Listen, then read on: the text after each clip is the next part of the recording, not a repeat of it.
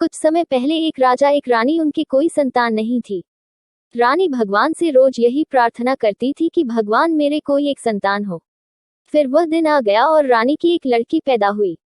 तब राजा ने राज्य के सभी लोगों को बुलाया और जश्न किया, लेकिन वह काली परी को बुलाना भूल गए। और फिर वहां काली परी आई और उसने राजा को श्राप दिया और कहा कि जब तुम्हारी लड़की 15 साल की होगी तब उसके कील चुभने से मौत हो जाएगी।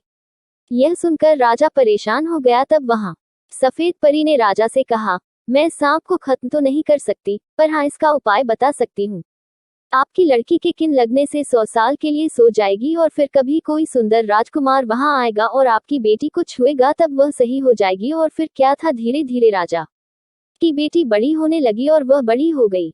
एक दिन राजा और रानी किसी काम से बाहर जा रहे थे। तभी उसका जन्मदिन था और वहां टहलते टहलते तहखाने में पहुंच गई और वहां बहुत पुराना एक चरखा रखा हुआ था। उसने उसे छुआ और उसमें एक कील लगी थी और वह उसके लग गई और वह वहीं सो गई। तभी राज्य के सभी लोग उसे ढूंढने लगे और वह तहखाने में मिली। वहां से राज्य के लोगों ने उसे उठाकर बिस्तर पर लिटा दिया और फिर धीरे धीरे राज्य के सभी लोग सोने लगे। और फिर वहां पर घने जंगल बन गया और रास्ते भी बंद हो गए। वहां पर कई राजकुमार आए और सो गए और वह वापस नहीं जा पाए। फिर एक दिन एक सुंदर सा राजकुमार आया और उसने देखा कि चारों तरफ झाड़ियां हैं, रास्ते भी नहीं है, लेकिन वहां रास्ते भी बन गए, झाड़ियां भी खत्म हो गई। और वह राजकुमारी के पास तक पहुंच गया और उसने राजकुमारी को छुआ और छूते ही राजकुमारी सही हो गई। फिर क्या था, राज्य के सभी लोगों ने उसकी शादी करा दी।